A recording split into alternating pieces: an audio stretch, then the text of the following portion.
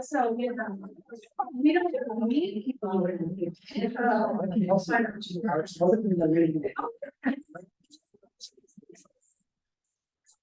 All the teacher.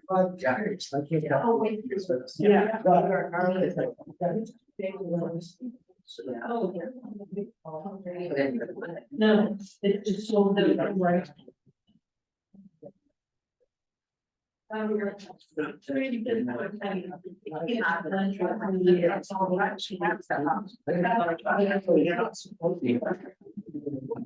Thankfully.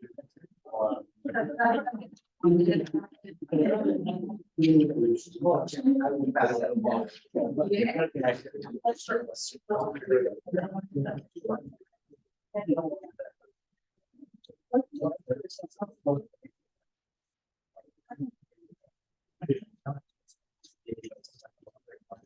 They should know.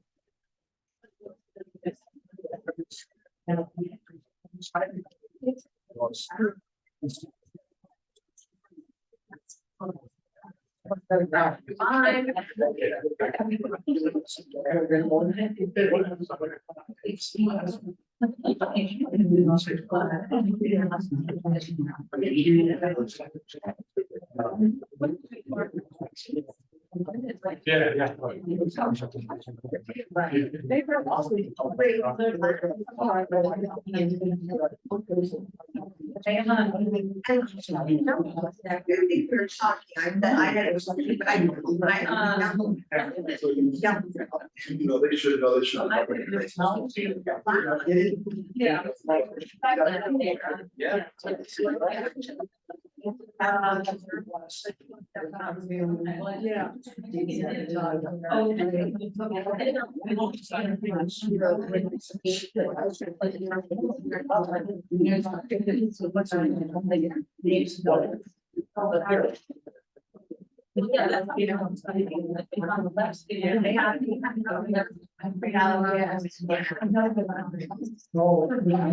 they have. Yeah. I not through them. I think God was down. I'm very close to working. Yeah, I do. But we don't,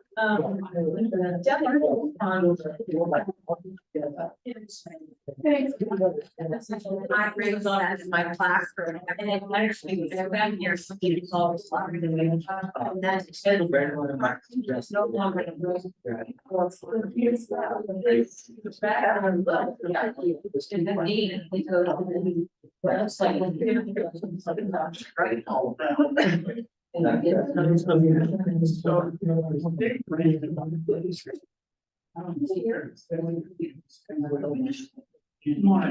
Right, I mean, maybe I don't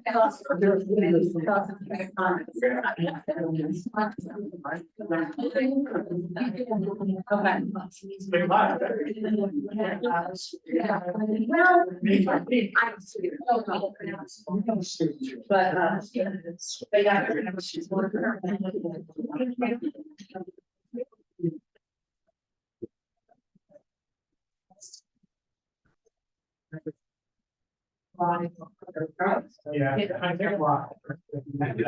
Yeah, that's interesting.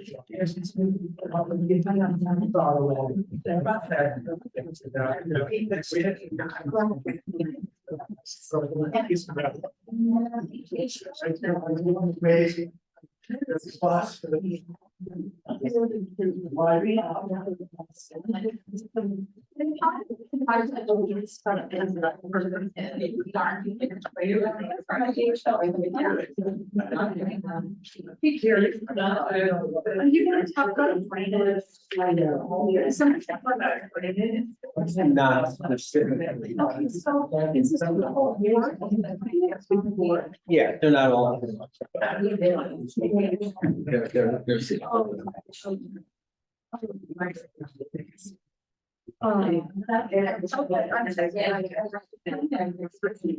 Yeah, I'm an engineer.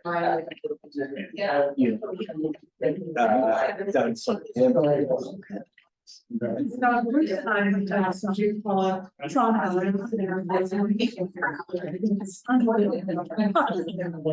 Yeah.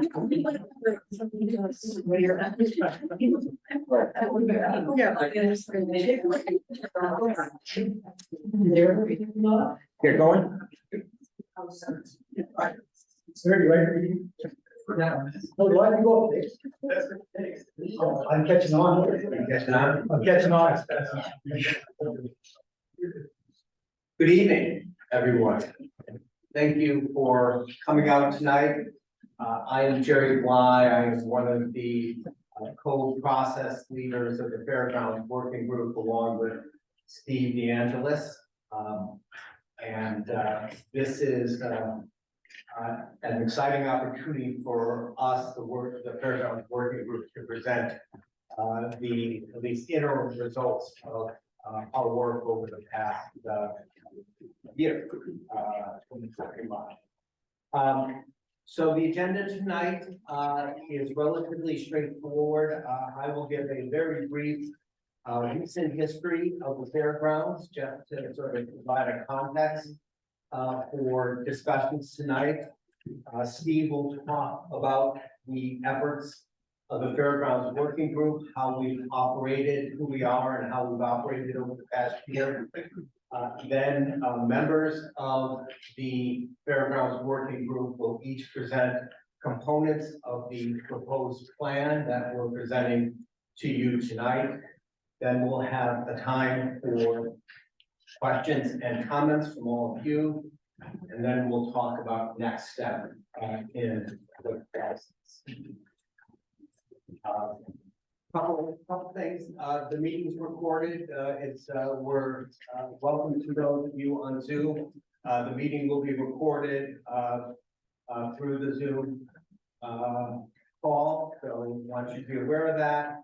And with regards to questions, I'd like for you to hold your questions until that portion of the agenda that is provided for. There are pens over there if you want to write down questions so that you don't forget them. There are also cookies, or at least there were.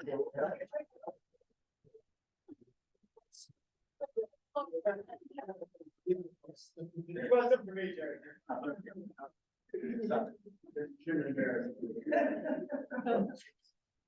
Okay, Eric, could you set up the brief history of the Fairgrounds? Yeah. So, just to set the overall context for tonight's presentation, thought I'd give you a brief recent history of the Fairgrounds property. As most of you know, during the 19th and the first half of the 20th century, the Fairgrounds property was renowned for having one of the state's largest and most popular country agricultural fairs. that's a topic for another night. I'm not gonna say anything about that, but picking up in the 1970s, there was a major commercial development proposed in the Fairgrounds property by a local developer. It was an intriguing, as well as controversial proposal, and ultimately the opposition from town residents led to that proposal, being withdrawn.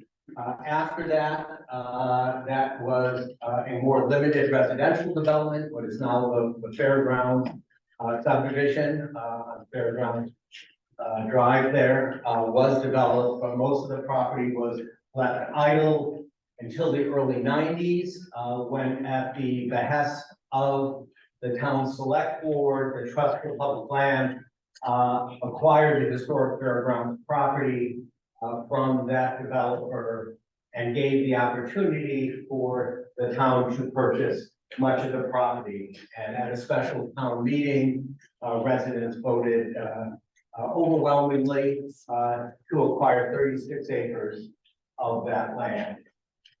In 1995, a Fairgrounds management plan was prepared by the Readfield Conservation Commission, which is the body in town that manages all the town's open space conservation properties.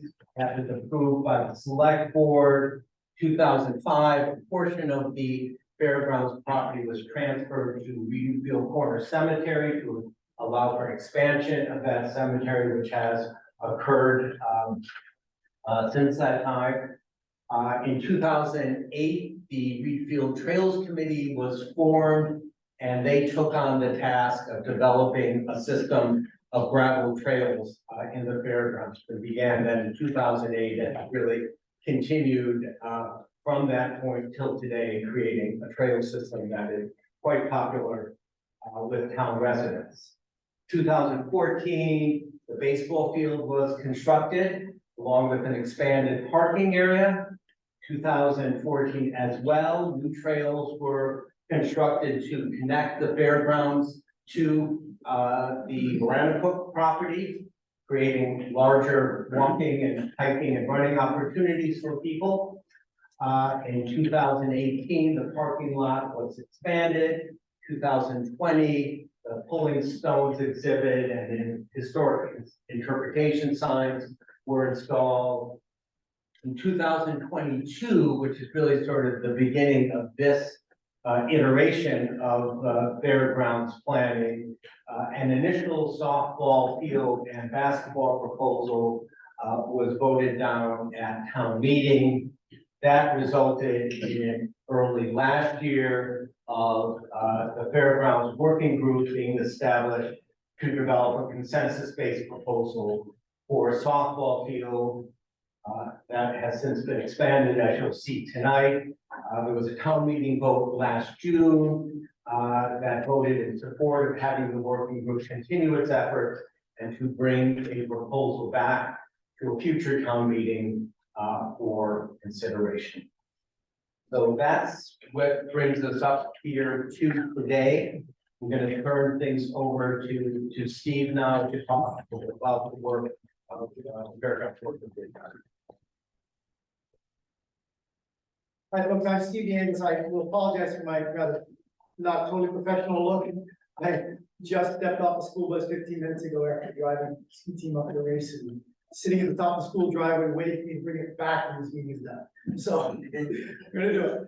So, but this is a really important thing to be here. I want to be sure I was on time. As Jerry said, I'm just going to talk a little, very briefly about the process we use. The committee did start in 2023, as Jerry mentioned, and we decided right off the bat to use a consensus model for all our decision making. And that turned out to be just a great decision. The consensus model is something that requires everyone in the group to weigh in on whether they approve of any decision or not. And it's done very quickly with thumbs. If you approve, you like this. If you're like, well, I can live with it, but I'm not really like this. Right? Thumb goes down. If one thumb goes down, the decision doesn't happen, and we have to revisit it, and we have to do more work. And what's been great about that has been several times, and that's happened. You know, we thought, oh, we're there, and we were there, but it takes a little more work, but in the end, it's resulted in a much better process because an outcome, because people really have to dig in and explain their position and listen to each other. And people's minds have to be, we all have to go in there with open minds, willing to change ideas, and we did. That was really quite powerful. After 44 years in education, I've been on 1 or 2 committees. And in education, the joke is that committees are where good ideas go to die. But this has been one of the best things I've ever worked on in terms of the way the group has worked together. Truly phenomenal. We presented the first draft of the plan last spring, as Jerry said.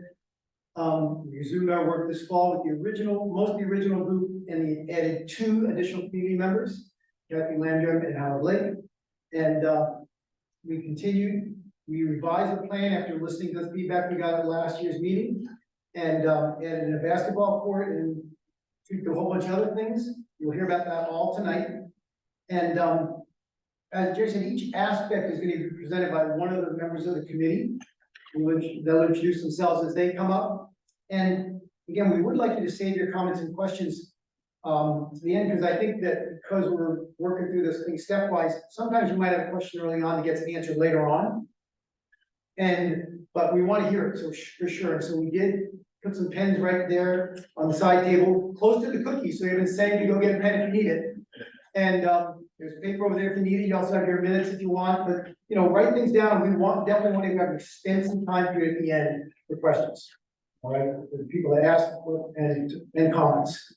All right, and yeah, just hope I'm looking forward to this meeting just like I would look forward to all our working meetings. So, Steve, without introducing folks, you want to just give a sense of the makeup of the committee? Sure, we had folks from each of the town committees, 1 or 2 representatives. The towns some of the committees were able to select 2, and they wanted 2 representatives. And it worked out such a broad representation because, again, using the consensus model, it wasn't like, there's 2 reps from the conservation committee and 2 from the rec board, and only 1 from the Southern, they're gonna get outvoted. That's just not getting outvoted. We all had to agree, right? And so what it was really about was hearing from everybody's voices. So we had almost all the town committees in this last session. We were joined by a couple of observers from the planning board also, just to kind of look at what we're doing and make sure it worked for the planning board, But we had representatives from the age-friendly committee, from the trails committee, from the recreation committee, from the conservation committee. And I'll leave it out some of them, I'm sure, because I don't remember all, but age-friendly, just a lot of, virtually everybody, every committee in town. Cool. All right, Jen, there we go on. Let's do it.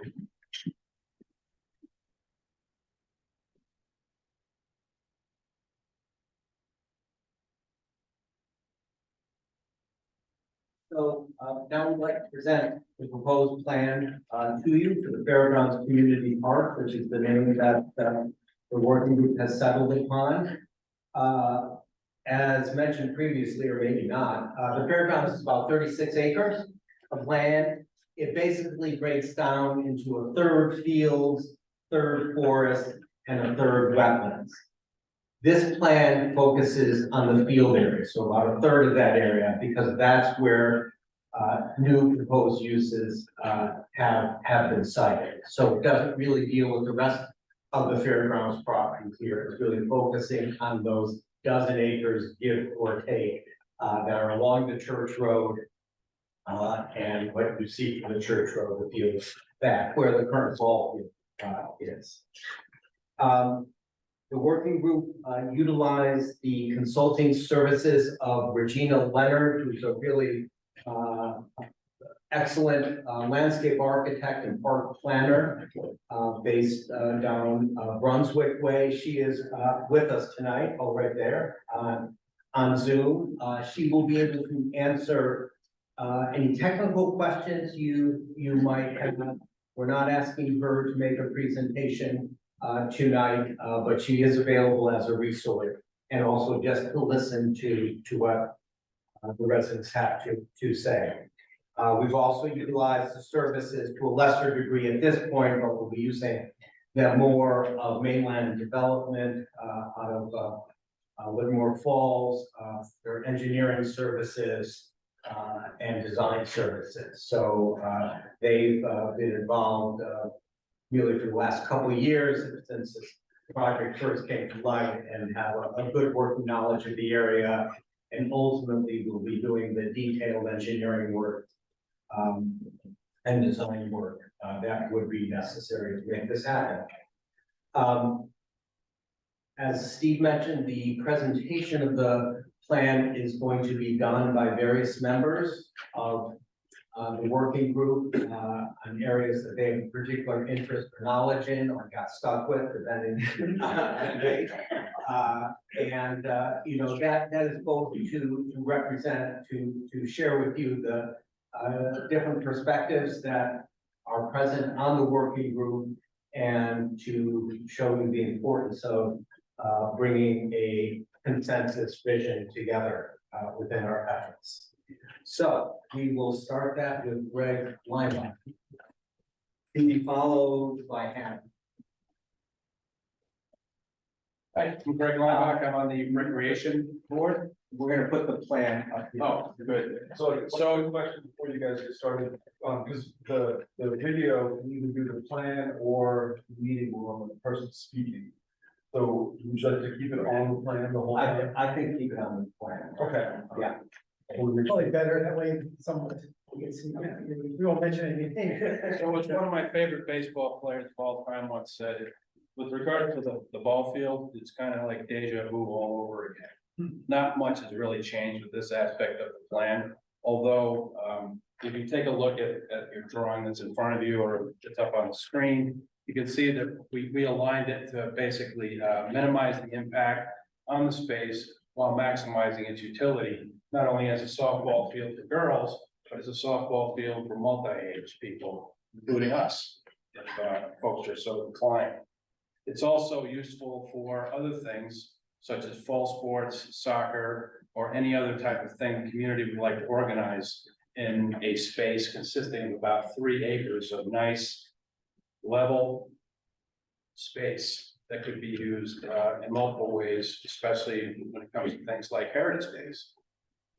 And so that's pretty much all I have to say about the ball field, other than this group did very studiously verify the fact that this is really the only viable place in town that we could do something like this.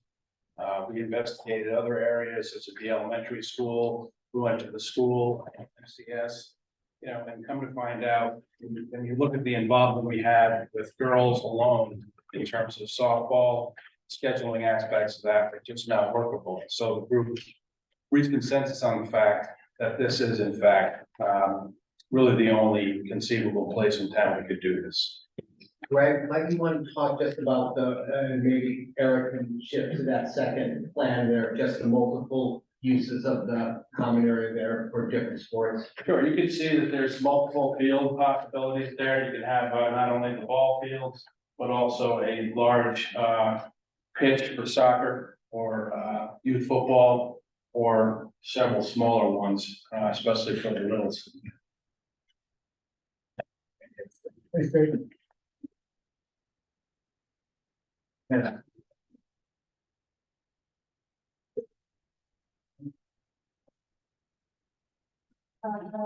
My name is representative from the committee. I'm Hamilton Marie, the chair of the rec department, and I am talking about basketball and pickleball multi-use court. This is you can see where it's cited where trails kind of converge right now, but part of the plan is also to rework the trail. So how do we come to this location? Part of the Fairgrounds management plan is to verify the best location. Greg just talked about that with the softball field. So we did, the whole entire group met with evaluation sheets that Jerry and Steve came up with, 6 different locations. And so we actually, as a whole entire group, went to each location, evaluated it by the potential cost involved with developing that space, whether it was in a wetland or suitable for the court, what kind of access it had, the location. So after evaluating the 6 places, there were 2 spots for schools that looked favorable and 1 spot at the fairgrounds, which is roughly where it's cited on this map. both of the school locations were shut down, for various reasons from the school. They had other plans for those places.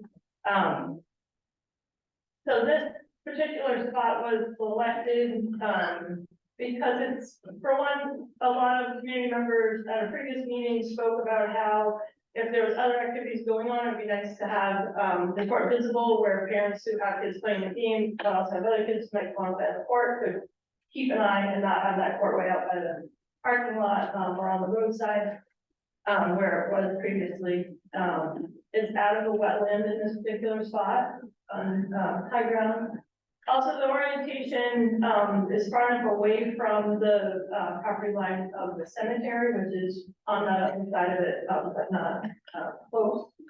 I think that's all the specific reasons, that we chose that. Super accessible, one thing that's we want to mention is the access road is now coming from the upper corner of the parking lot and out. The access road is meant to stop here and just allow you to unload, but not drive out into the fields. It goes all the way to the edge of the court though, so that it gives you, chance for, maintenance vehicles and, access that way.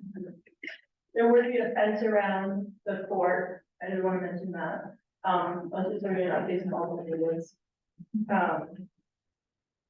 And there is no current plan for lighting. That's to also mention that. That's it. Yeah. Oh, also pickleball, yeah, that's why I said multi-use.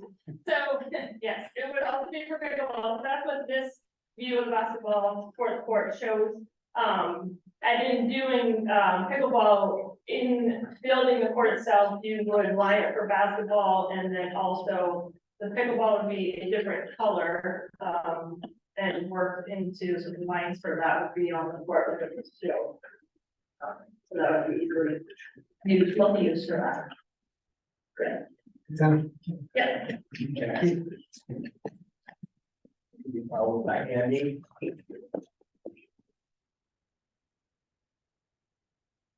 So I'm Jackie Brewer, I'm on the Trails Committee, the treasurer.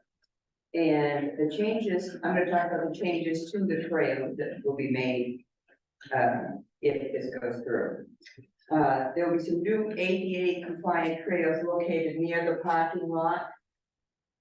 Those trails will provide access to the new pollinator gardens, which will be just discussed further by another member.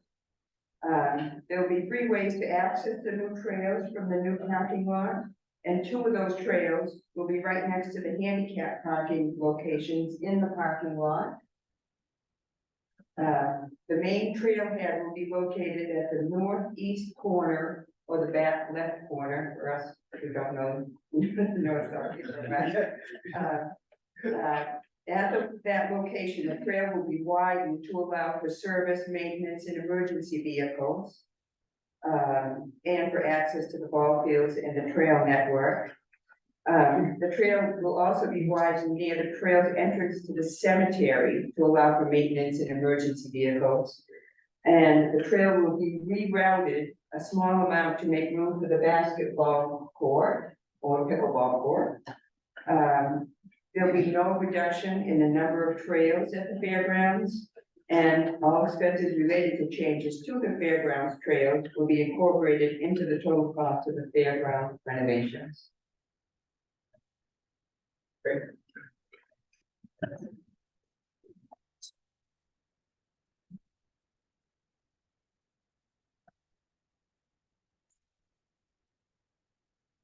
Good evening, folks. My name is Andy Walt. I'm with the Readfield Conservation Commission. And I think most of you know that we oversee the stewardship of the conservation, for conservation projects, including the fairgrounds. As well as Torrey Farm, Readfield, Town Park, and Park Farm. So the Conservation Commission has been closely involved in this planning process right from the get-go. Mainly with an eye towards protection of natural resources of the fairgrounds property, and mainly with the meadows and wetlands as a primary interest. Last spring, we discussed the ball field. And we'll go back over that, but as a result of that meeting, that spring public meeting, it was pretty clear that people were looking for a basketball court. And I said, Hannah already kind of mentioned that process, but basically went through an alternatives analysis that finally landed us in, Fairgrounds, because of locations either couldn't, accept a basketball court or it was inappropriate for some, reason.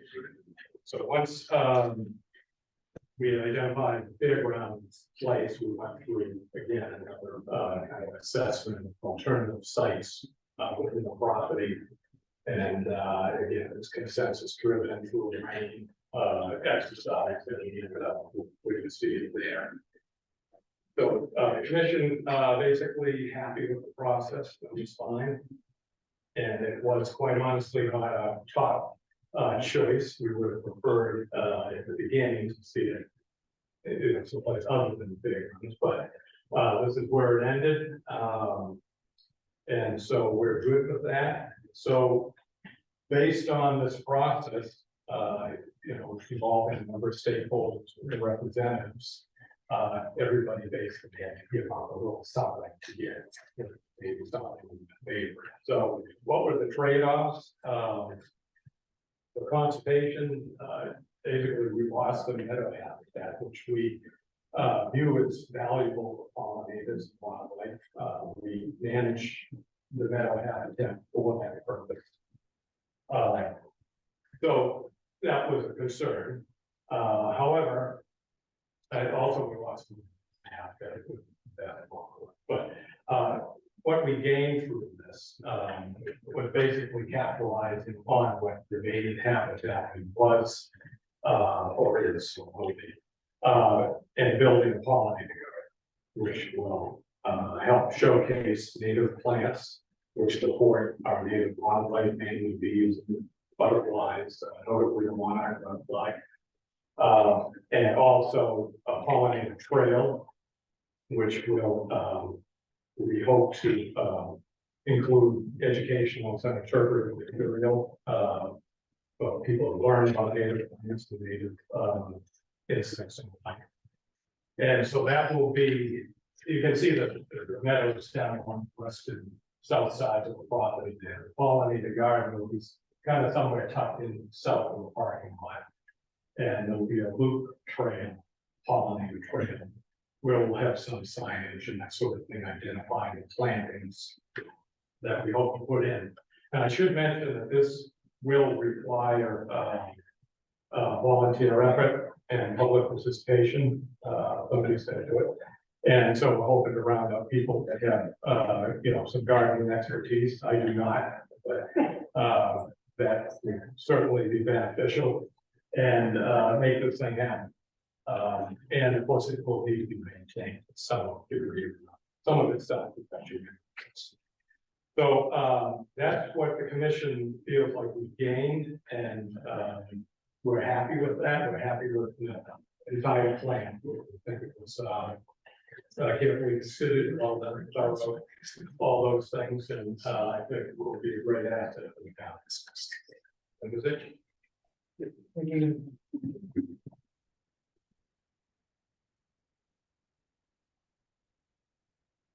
Good evening. My name is Kathleen Landrum. I'm one of the newer members of the committee. I've quite enjoyed every moment of every meeting. I'm here to talk about the pollinator aspect of the plan, which, as Andy said, is just below and to the right of the bottom right corner on the plan map. The intention of the pollinator garden is to preserve the monarch habitat already present in the meadow.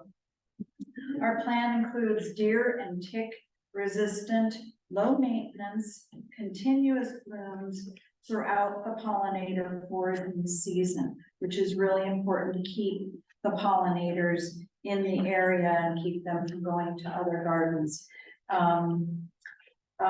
We will include plantings that will have a diversity of native plants as recommended by the Maine State Apiarist with the Department of Agriculture, Conservation, and Forestry Division of Animal and Plant Health.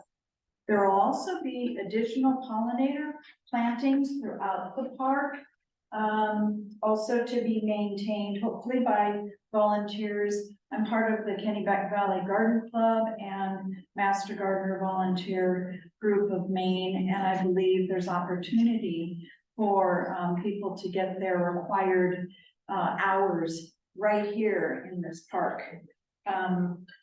We plan signage for various plantings and the pollinators to be observed. The community plan includes bench seating for enjoying the pollinator gardens and perhaps some tribute benches, such as one that I would like that would honor Ralph Eno. Nice. Thank you. Elaine.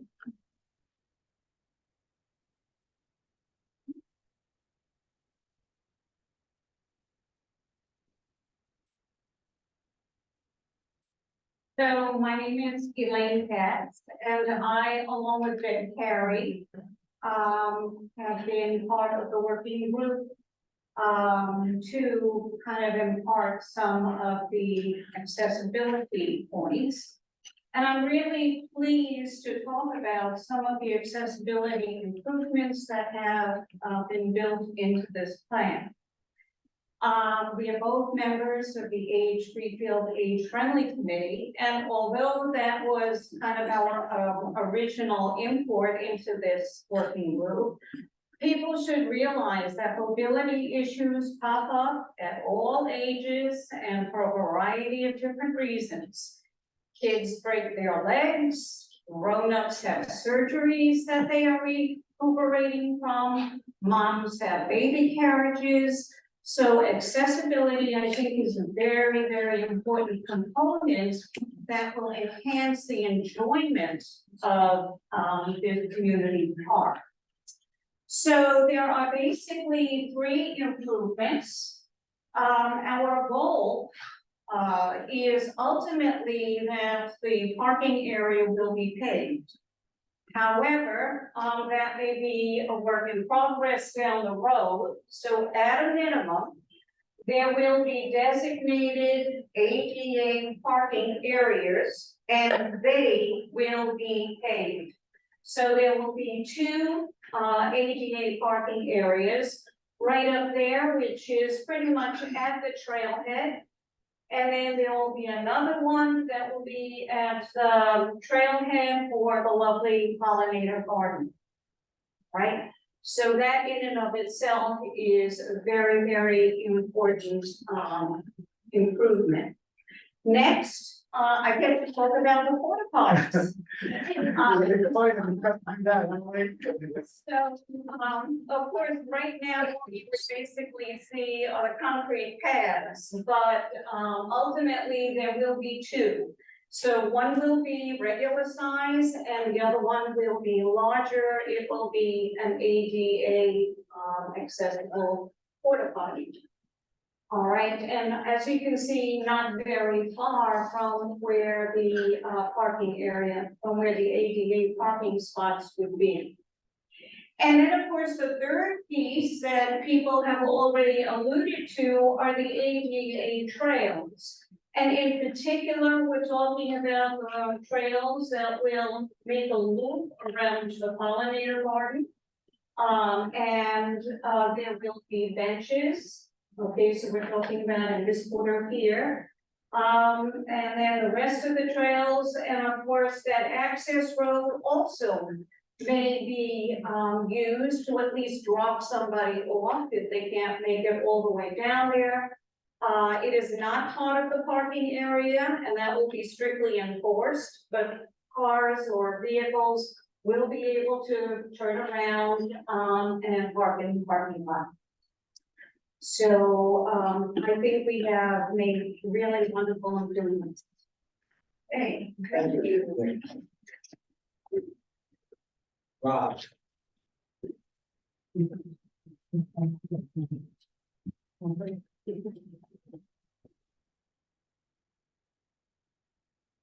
I'm Readfield. I'm chair of the Trails Committee. And what I'm talking about is some more of the accessory infrastructure here. And specifically, water and electricity and parking. We do plan to bring both water and electrical source onto the site, probably located somewhere near where the red dot is right now. And the electricity it will just be the availability of power. And as far as water, we'll either be getting water from the public water supply across the street, or if necessary, we'll be drilling a well somewhere on the site. And so there will be some kind of drinking water availability, water bottle filling station, maybe a drinking fountain type thing. Having both water and electricity creates flexibility for the future, for concessions, for food truck use. At this point, the rec board wanted to keep that flexible. There was talk about putting a concession stand in, but the conclusion was that may not be the best thing to do, at least right now. The water can also be used by the cemetery. I think they specifically requested a water source. Yeah. So that helps them. The water would be available also for maintaining the grass. If there are a lot of activities, particularly during the summer when it's hot, sometimes dry, it's going to be necessary to maintain that grass some way or another. And it's also there for heritage days and any variety of other public events that might be staged there. Elaine has already talked about the outhouses.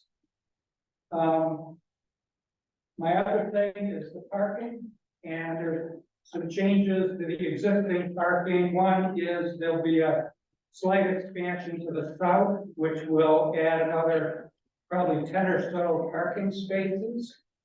The parking will be reoriented in an east-west direction.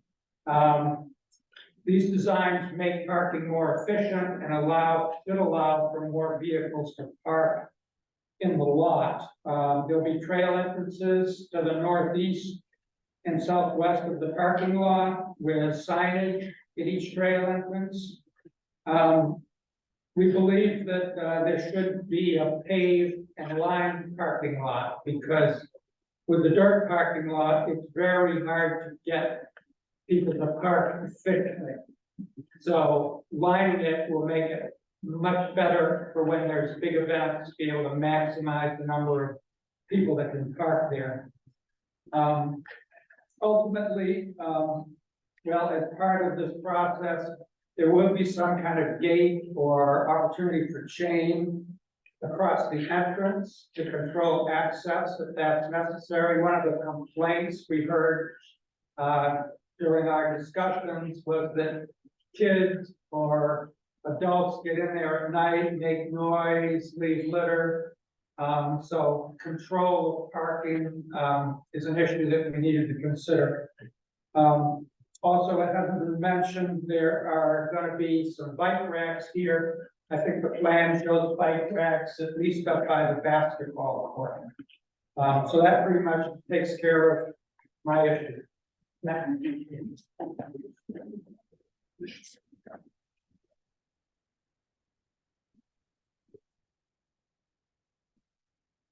I'm Howard Lake. I'm one of the community members that was mentioned.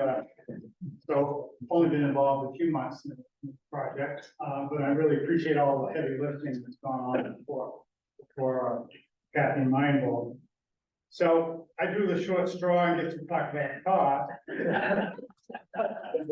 I did shorter than the board box. So we tried to get some preliminary estimates and understanding that these are preliminary, and it's a bit of a moving target with parking costs, materials costs, things like that. You're realistically feeling that the project cost can be close to $1 million. And to break that down, it's roughly 65% for the field work, 20% for infrastructure, water, electric, parking, 5% for the basketball court, 5% for landscaping, plantings and trails, and 5% design and permitting. Our mandate has been, no local tax dollars to be involved in this project, and we've stuck with that, throughout. So, the question is, how do you come up with $1 million? And we'll talk a little bit more about that after I sit down. And leave the room. So, 50% of the cost of the project, up to $500,000, can come from the land and water conservation funds. These are federal dollars that are from offshore oil and gas lease revenue the federal government gets, and it's available to governmental agencies around the country for this kind of project. And we feel we have a pretty good opportunity for that funding. So it's a 50% of the project requiring a 50% match. That 50% match would come from foundation money through grant applications. It could come from in-kind work, all the work that all of us in actually constructing the project or local contractors put into it, counts towards that 50% match. You may know of projects, including some of our projects here, that the National Guard was involved in and doing earthwork and their construction teams. So that is a possibility. And we'll certainly be looking for contributions from individual donors. That's deductible. Thanks. Yeah, I got it. For what reason? You can just answer questions. So hi everyone, I'm Sean Keegan from the select board. I did bring Dave. And not only because Dave and I, for our select board goals, have been working on sort of community programming and outreach and talking about this stuff with lots of different committees and different, so we've kind of had some of these conversations, but I'm talking about maintenance. And so, you know, the big change here obviously is the size of the mowing, right? So we're probably adding an acre or so of extra mowing. Currently, the mowing is done by town employees. And when I say mowing, I don't want Andy to think I mean the rest of the space. I mean, just where we're playing games. The other stuff is already has a mowing plan, which we don't plan to change. So we're thinking probably we're adding about an acre of mowing to the project. For the regular maintenance. Everything else is really probably going to be done by our volunteers that are already, you know, we rake the fields, we maintain the fields as is, and that would continue. We have a lot of good relationships with sort of Kent Hill, the middle school, who have helped get our fields ready for the beginning of seasons always too. So we don't see any changes to that piece. Personally, I think the way the parking is oriented will be a much better route for plowing, and so although it's bigger, I think it's going to be a much smoother in and out operation. And hopefully tarred there, that'd be great. And so those are the key things about maintenance. I know people have other questions, and I think that was some of the, like Rob mentioned, the concession stand. You know, we didn't want to have something that could easily create other garbage or change. So we thought, you know, as we do now, we bring pop-ups, we bring coolers. Sometimes it might be great to plug in something, and that would be a lot better for how we can move this forward. For those of you that enjoyed Heritage Days, you know, we've seen how good the food trucks and different vendors have been able to access just the power of that one pole that we have at the beach. So I think that's pretty much it. Sean. Dave's here to answer any questions. Yeah. Before we move on, I would just, you know, one thing that, your talk made me think of a little bit, Sean, is that one of the things I thoroughly enjoyed about the process of getting to this point is that I just feel like we've got a whole bunch of community folks involved with it. And when people get together and work on stuff, it just changes the game, you know? And so I would love to see that, you know, be a real focus of, not just raising the money, but like taking care of it. You know, that gets everybody to have a little more investment in whatever it is they're doing there, you know, and, I feel like one of the things that we as a town government, and we as folks on town, committees, and a lot of people here are really interested in the health and well-being of the town, right? Well, one of the things that makes for a healthy town is people all pitching in on this and helping out. And so I think this is a great opportunity to do that. I don't think we want to waste that opportunity. So, On to questions and comments. okay, so, we're gonna move on to questions and comments. And, as we do, we have, you don't have a microphone, but the owl will pick things up for us, I guess, so that you can hear us online. If anybody is online and has questions, encourage them to poke their hand up, and Eric, you're monitoring online, right? And if you want to have a comment or a question here, folks, we ask you just raise your hand, come on up, and introduce yourself, and, go for it. And we'll do our best to answer any questions and, listen to your comments. Jerry is gonna be taking down notes about what the comments are and answer the questions, so forth. So please go at it. It's your chance to talk to us. Say whatever you want. I just wanted to ask how much Oh. area would be, sorry, Would it do you want be me to? necessary to go, can they go from this, Probably best to just, yes. Okay, yeah, Speak loudly. they can hear you online. all right. I'm Maggie Edmondson. I just wanted to know how much area would be covered by the pollinator garden? It wasn't really clear there. It's not been completely decided, but in my research, we learned that pollinators are territorial and competitive. So, the patterns that we've looked at are that perhaps 4 feet by 8 foot separate pollinator gardens within a small area separated by a pathway or by approximately 3 feet works the best.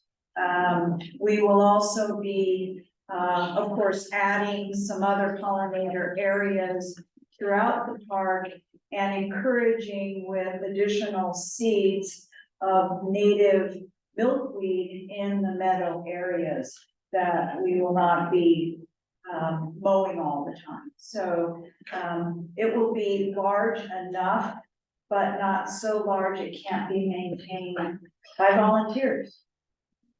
That answer the questions, Commissioner Megan? Do you have an idea how many of those 4 by 8 beds it might be? It depends on the site, once the parking lot is extended, how many we can fit in. We'll fit in as many as possible, but we don't want them to kind of get weedy. Yes. And they may have different types of flowers in them. Some of them may have more ground covers. And they'll all be labeled so homeowners can hopefully add some of these things to their yards. Amy, do you want to add to that also? Yeah, I think she did it pretty well, but I would say, you know, be a developing process where you start, you know, small and as things, develop, and if we're successful, which I assume, expand in size to the extent seems reasonable. So. Thank you. So I think, again, just for folks online, you just stand up and just tell us who you are. Okay, Okay. I'm Chris Olson. I am in a butter to this. And I have a whole bunch of questions, not even like what things to just sort of put out there. Sure. I don't expect to necessarily get answers tonight. I It's all right, just put want them out there. Okay. First of all, the softball field, it covers it for it to be a nice, even, flat area like you were talking about. I have pictures of it from like these storms that have been coming through, and it's like major waterway coming right across that field. And so I don't expect you to address this now, but I I work at DOT for 30 years on water, doing hydrology. And so I would really be, interested in, and looking at how that's gonna be handled. And I'm not just talking on the property, I'm talking off the property. Because whenever you, take water and. Huh? Yeah, when you channelize it, it's gonna flow off that property into somewhere else. And some of the things, as a person who walks the trails every day, it's very wet. I have looked at the property across the trail with Bruce Hunter, and in the spring, and we know it's very wet, and we have been noticing just from these last storms, a lot of trees affected by these shallow soils and wet ground. And that kind of brings me to the point of the pickleball, basketball area. And I totally get the process. I understand it was a matter of everyone looking at what they thought was best and picking it. But it, again, it's in a really wet area. It may not be technically flagged as a wetland, but it certainly will create impervious areas that will cause more wet. And as a person who walks the trails and lives on the trail, I have to say that of course you don't have your second ball field out there yet, but those trails have the highest use of anything.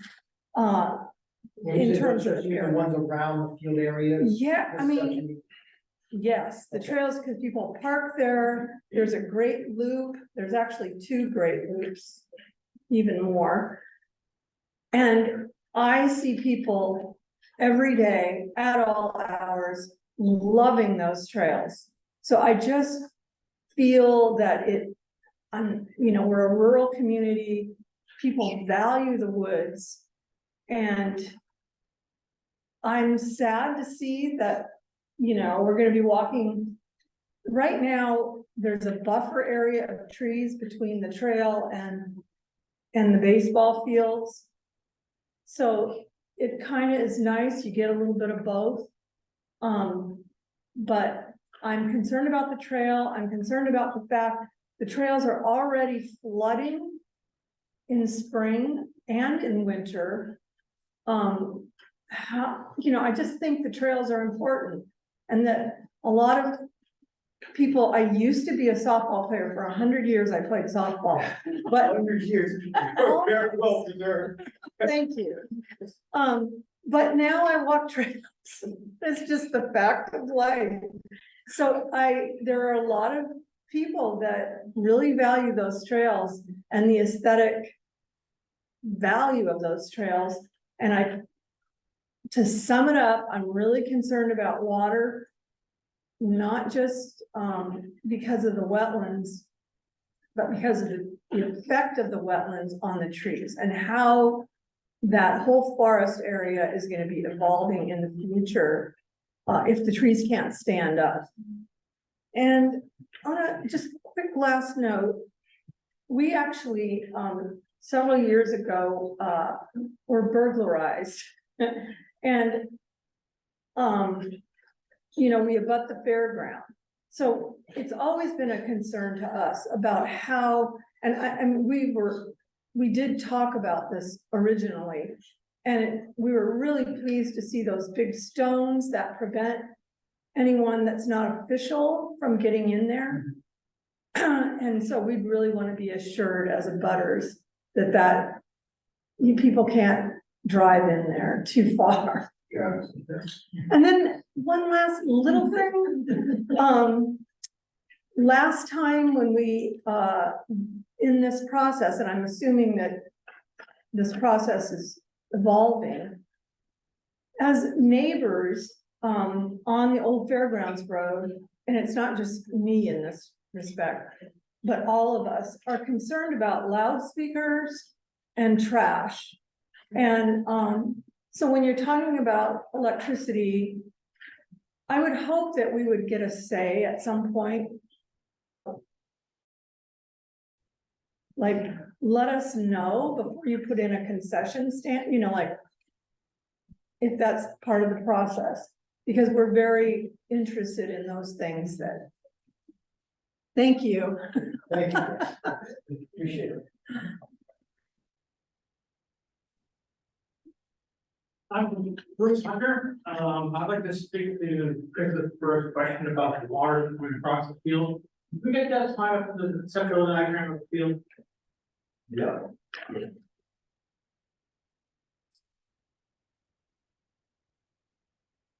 Okay, so the area, there are several ephemeral streams there. They only flow when there's been a big rain. And the ones, so you won't see them out there. I mean, you can let the rain keep. So if you would have think of the softball field and baseball field, in that's probably the one that carries the most water. In the latest mainline diagram, they put a culvert through there. So they're aware that it needs to be managed. They didn't show the size of the culvert. I'll try to make sure that it's large enough to carry the water. And Chris, it runs down to the Google Trail where there's a culvert that's lined with gravel. And then it falls on another culvert and goes to the forested wetlands. Are you familiar with those? Yes, but that's my point, is that you're flushing it into an area that's already saturated. Well, So I'm more concerned about off the site than I am about culvert management. Isn't it the same water that's already there? Not channelized and not, like dumping in a specific area. There are water management, tools that you can use to slow the water down or allow it to saturate in slower. We have engineers designing. Yeah, well, we do, but I mean, like, certainly, like, one of the things that I think we've experienced on the sidewalk project, I think would be pretty instructive, because we've had engineers designing the work, but then the neighbors along the road have had input on that, and I know the engineers have modified some of the design originally based on that input. I encourage you to do the same kind of thing, you know, like, we are not at the point where we designed that exact water project, right? But that point will come, and we'll have more, you know, I encourage anybody who's interested, you seem to have some knowledge in that area. You know, what the engineers have done is they said, this is what we're thinking of, you know, and then they got some input from neighbors who know a little bit more about the area and oh, okay, yeah, we can modify it in this way. Okay. Okay, that makes sense? Yeah, so like, say Bruce and I would have some, you would let us know, like when you're at I'm that. sure when we get to the point of construction, we will have other chances with people to get input. And I would just add that through the permitting process alone, Yeah. you know, there's gonna have to be some sort of stormwater management plan Yeah. for this type of project. And also that field space is no longer sloped like it is now, it's flat. So, you know, once the civil engineers get involved in this, those type of things, you know, your points are very important. And those type of things we typically take into consideration, so we don't have too much channelized going on.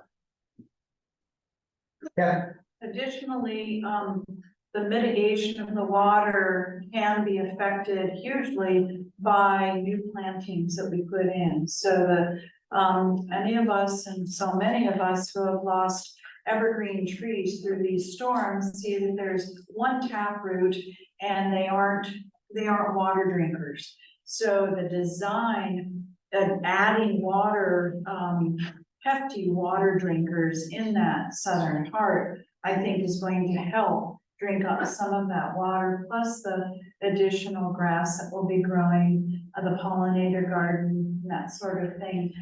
Those are things that can mitigate and make use of that water and almost like a showcase for the community.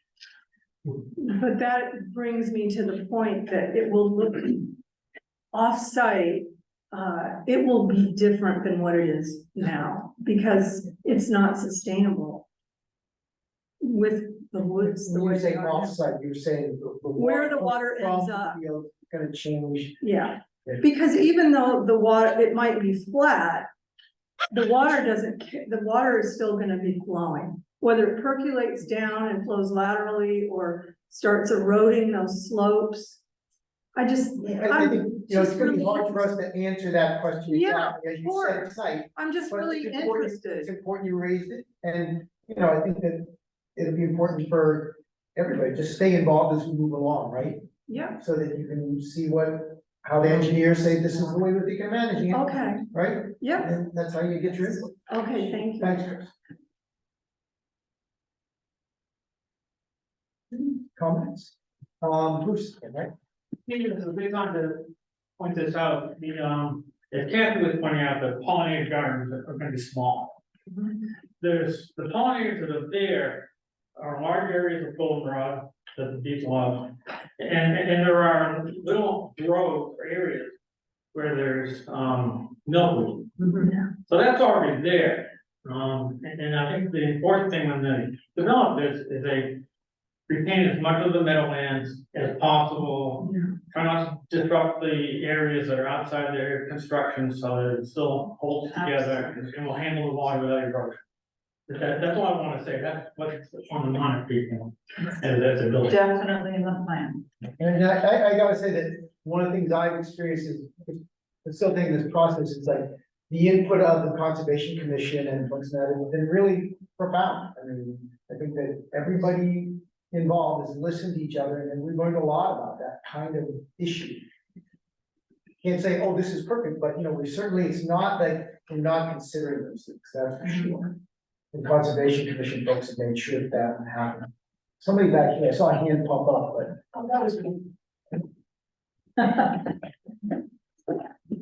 So I could just be a citizen, but I'll just put on my select board hat. Because nobody knows. Right. So when we had our annual chairs meeting, maybe 2 months ago, I think Jerry, you were there. And a couple of people in the room were there. And we talked about this process that this amazing group of people, most of you gathered here tonight, belong in. And how efficient it has ended up being, and what a good tool it was to be developed and to bring people together. And to realize that consensus doesn't always mean we agree. It means that we can agree to not disagree. So that give and take nature. And that's what I think was missing a couple years ago. And it's really been developed, and we're really pleased with that. And in the discussion in the chairs meeting, what we came up with is that moving forward with the open space plan revision, the people that were present there said, why don't we do the same type of a group? Let's get a working group together to do the open space revision. So the success that you people have created is going to be moved into yet another piece of work that the town is going to do. Unfortunately, some of those folks pointed out they'll probably be the same people every group. So they asked, could we please finish this project and then start that one? To which the select board said, absolutely. But I think, with the questions that the abutters have raised and other people, it's just really important to rely on the experts, but to always question them, which is what Steve's saying. This project has a lot of support from the select board. All of us are here tonight because we wanted to show you folks that we're really pleased with what you've done and very proud of the work that you've done, bringing this together. And we intend to work with Eric diligently to get funding for this. The way it was mentioned by, is that you? Howard. By Howard, right. Really pushing hard. I know one of the places we're really looking forward to contacting and working with is the Alpond group. And they fund a lot of sports projects, and they have funded millions of dollars already in Readfield up at Kents Hill School. So we're going to hope that we can have them expand to the downtown area and get some other groups and donations from people of money or in kind, matching, Cash McClure, is that his name? His donation of his Mr. Basketball money. So I just wanted to let you know that we're really impressed by all of you folks and good work. Rob, I was just gonna say, if everybody's asked their questions, just want to know, Stand up, Mark. we have our planner still online here. And do we want to let her weigh in on any of the questions that have already happened?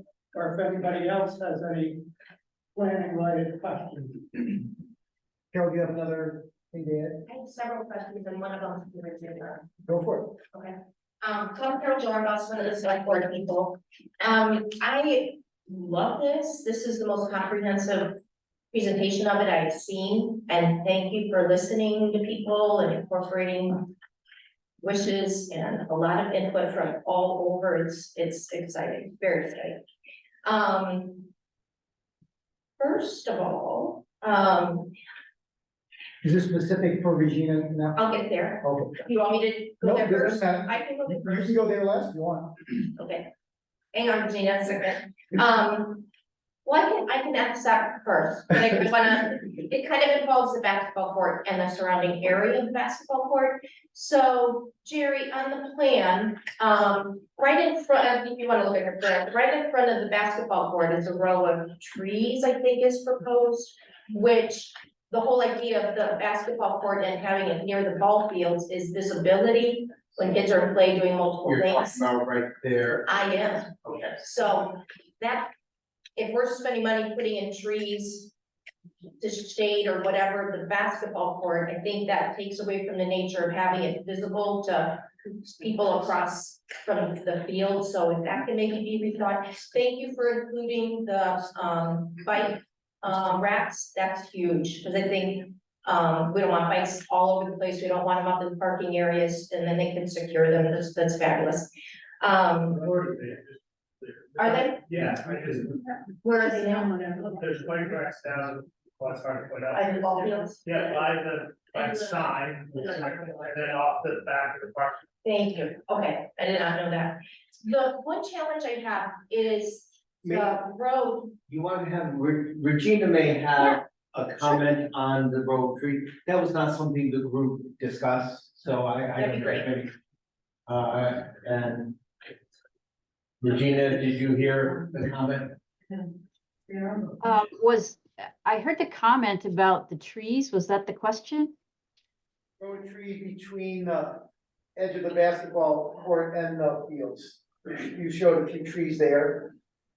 Yeah, I guess I wasn't thinking of it as a row of trees, I was thinking of it as trees that frame the views. If you want to pull the plan up, essentially there's plantings between the basketball court and the path is widened along that frontage facing the field, the ball fields, thinking that, you know, those are spaces that are accessible or multi-age appropriate, paved surface. So the plantings are to the back, and then the three trees really are to introduce framing of the fields, but also some opportunities for shade on hot days if people want to sit under the trees. So I don't think of it as a row of trees, but really trees that kind of serve a function to sort of frame that area and provide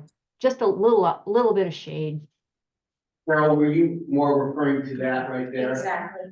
Well, you know what, my question to Regina, I see a lot of green circles all over the place. Are those existing trees? Are those things we're proposing to add and purchase? Or are they there already, like all around the place, and even within, like, near the fields, like everywhere I see the green circles? Are those existing? Are those adding? The majority are existing trees. So the new trail segment or the trail segment that gets rerouted, there'll be one area where a little trail section might be eliminated, and that's an opportunity to put in some trees. At this point of planning, it's like so high level that, you know, the trees shown are just really illustrative in a way. So the trees that are proposed are areas that are going to get disturbed as part of construction. So anything outside of that area of disturbance is an existing tree or existing woodlands. So I don't know if that answers your questions. There aren't a ton of trees proposed. There's some trees that would be introduced around the backstops with the new softball field to provide some screening. So some screening from the trails specifically. There are plantings in and around the pollinator garden, potentially plantings in and around some signage. So in key areas, 2 trees that would be introduced at the parking lot, and then a row of shrubbery sort of at the southern section of the parking, just to screen parking from the experience of being in the pollinator area. So all the plantings are strategic. There's really not as many. I should have probably delineated them more specifically so you would know exactly where the new plantings are, but there aren't a ton of them. Most of the plants that are shown in the plan are existing. Okay, thank you. I appreciate that, because I think the beauty of the fairgrounds and what's lacking in the town is places where kids and family can play. And I think people driving by, seeing families hanging out and playing and being outdoors and being athletic and off their electronics is a beautiful thing. And I think instead of, buffering it too much, I think that's going to be the thing that make people want to go there and enjoy it. And the basketball court too, I can't think of a basketball court that's surrounded by trees really, but you want to think about leaves falling in the fall. I don't know if they're pine or pine needles or whatever, but if you're going to pave that basketball court and do lines, I don't know, we can maybe not encroach too much on the basketball court with trees, because I think the maintenance of that, I know it's gonna be fenced, but I don't know, maybe if we can have a little bit of space around that, just to minimize how much cleanup we have to do at the basketball court, might be a concern. You guys have consulted on people that know basketball or basketball courts, but that might be helpful. Well, I guess there's limitation. I think, someone was talking about that it's a wet site, and it certainly is a wet site. And so we've tried to work feasibly with how to locate the court to have the least impact to wet areas. So that's why it's fit in so tightly. And it is atypical, but it's atypical to put it so far into a site, really. It's just the process has emerged that this is the location where it needs to be. And so we've tried to find the best location within that area. So part of the struggle is maintaining the existing conditions as much as possible in those wet areas and in those forested areas and areas adjacent to trails. So that's why it is going to result in additional maintenance, but I think that's the trade-off, having it there. And kind of my next comment might have some input on where we were just discussing. I'm gonna challenge the path leading down there. I know we talked at the select board meeting just a little bit about handicap accessibility. A friend, Nicole Taylor, was the first one that told me about grandpa couldn't get down there. He's feeble. And I think they were talking about, okay, someone can drop them off, but that's assuming whoever is not able to walk down as a driver. There's gonna be people that, I can speak for myself, you have knee replacement, hip replacement, you're not exactly old, but you drive. So if I could just ask, the trees to the left of the basketball court, wouldn't there be, maybe not right up against the trail, because I understand you wanna maybe buffer that. There seems to be a lot of trees right to the left of the basketball court. wouldn't that be some spot for even just a couple of handicap only spots where, you know, grandma can come down or whatever? I guess I'm just challenging and maybe not make that path so narrow. I remember That's the trail, though, sorry. oh, Up above, on the left side of the trail, the access road is underneath. right, Where the that's what I'm steps saying, is. right along the access road. You're looking at some- Yes, Okay. right along like by the 7, there's like 2 or 3 rows of trees there. It seems like you could still have the buffer with the trails and put in just a couple of handicap spots where someone can go down and, you know, we can't assume, I don't think that everybody that might be challenged to get down there is gonna have a driver that can turn around and park the car up. So just putting that out there. And the access road, I know the road that we have to the, that we use like for trunk or treat is so narrow, and you come up out of it and you're trying to go between those 2 poles, and, if we're gonna have elderly come down and try to park there, and plus we're gonna have, I mean, it's like most sports or gatherings, it's everybody's gonna be screeching in like right before it starts. You're gonna have all these people walking down or bikes going down that same trail, so I guess I'm hoping it's not made too narrow where it's just suitable for just one single car and not. Just, this is Sean, I wanted, this is something I said during our meetings, but I really, those of us that have been to FA at school, it really reminds me of going to a middle school football game or a high school football game, and the only place to drive down, there's 2 spots, but think about how many times you're walking that, there's a car coming down with someone to drop off. So I mean, I really envision it to be a very similar type spot that we have at the school complex, if anybody goes there. Do they have spots reserved? There's only one. I don't know, I'm just speaking for people that brought up the concern of all ages having accessibility. And I do know, I appreciate you asking about local people doing some of the planting. We do have a lot of talented people, Kathleen's one. There's a local gentleman that has a nursery, and I know he will, if you have him do the plan, he won't charge you for them. But he probably would also be a very good source to provide plantings at a very decent price. He seems very knowledgeable. And pickleball, I do know in the springtime, I had talked to Lou Gingras, the tennis coach, back at the end of summer, early fall. And he is okay with us using one of the tennis courts at the high school.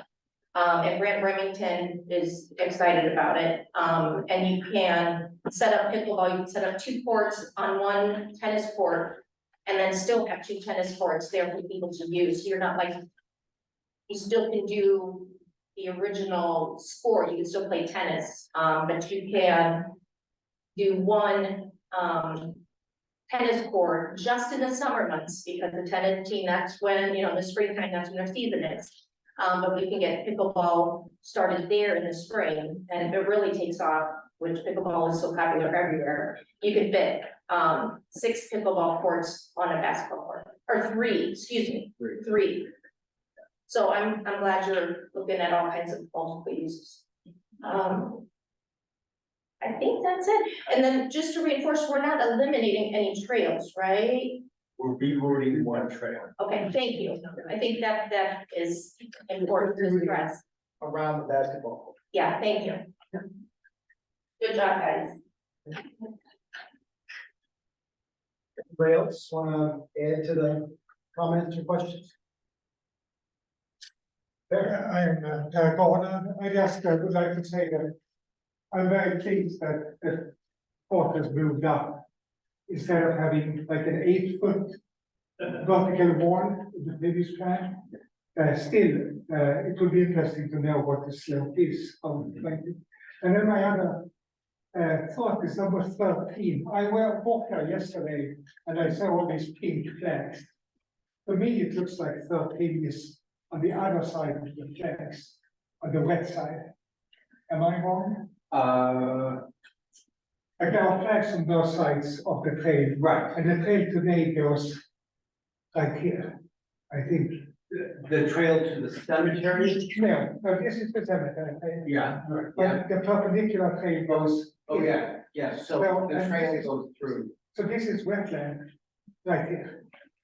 uh, The trail today goes, I just looked at my phone here, so the trail goes, this is the border, and the trail goes here. Am I correct? It doesn't go up here. no, the existing trail. Let's get oriented here, I can show you yeah, exactly where it is. so what I, You can see the trail here. yeah, And I think this is definitely in the same. no, I'm not, just gonna, the reroute there. Comes from high ground, we've walked that, and it drops down before you get to the wet area. There, So it's not the cemetery border that is shown on the top now, that's further up. yes, Okay. And the orientation of the basketball court has since changed since you first put up those flags. Right, because maybe that's part of it too, remember it did, when we first looked. The widths were a little, it wasn't as angled, remember, so that would look like it was closer than it is now. That's true, yeah.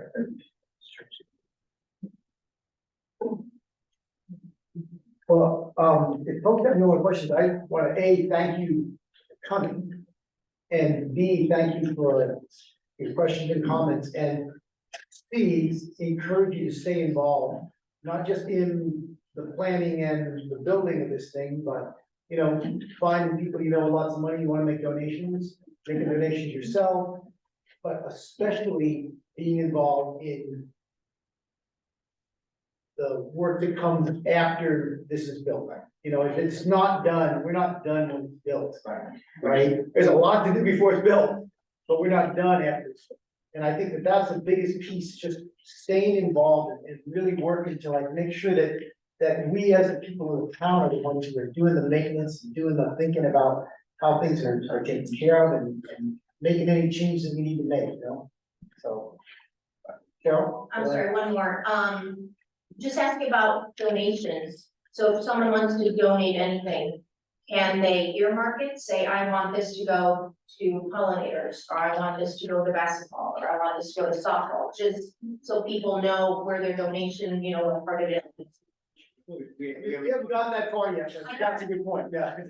We have had several discussions about, okay, so this was really hard to make this all happen, and they're like, oh, but there's another really heavy lift to come, so we know that. So we know that we're just not there yet. so very brief, what's to come? Yeah, there it is.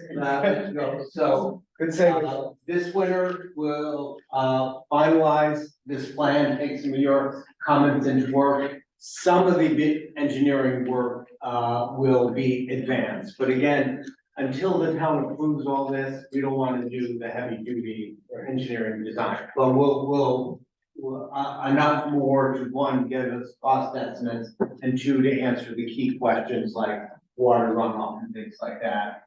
As I say, we'll be getting better cost estimates, going forward. We will begin fundraising for the matching funds. Eric has already begun some of that. And then we'll do the initial preparation of town meeting warrant article or articles. The Land and Water Conservation Fund that Howard mentioned, to apply for that, we need passage of a warrant article by the town, basically saying that the town supports this and is committed to that. So that will need to be on the town meeting warrant. Then the upcoming spring, we'll finalize the warrant articles for the June town meeting. We'll do outreach efforts, as there always is, to explain what's on the warrant. We will be preparing the Land and Water Conservation Fund grant application, which is due at the end of June. We'll continue our other raising matching funds, and then at the June town meeting, there will be a vote. And then from this summer to next spring, hopefully we will be receiving the Land Water Conservation Fund grant.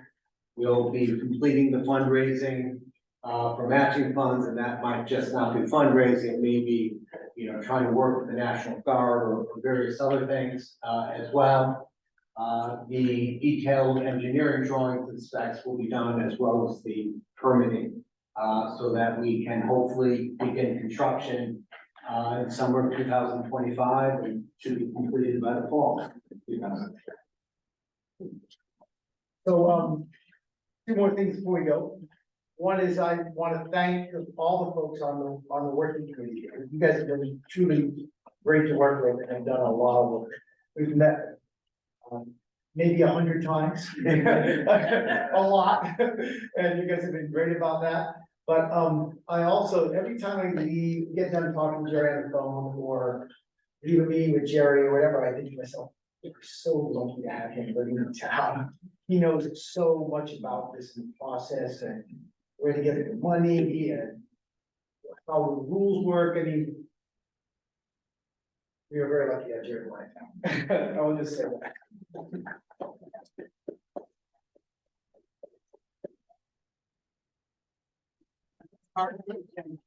What?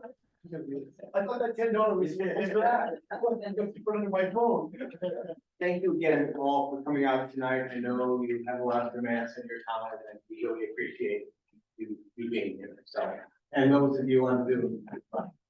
So, thank you. Thank you. Yes, sir.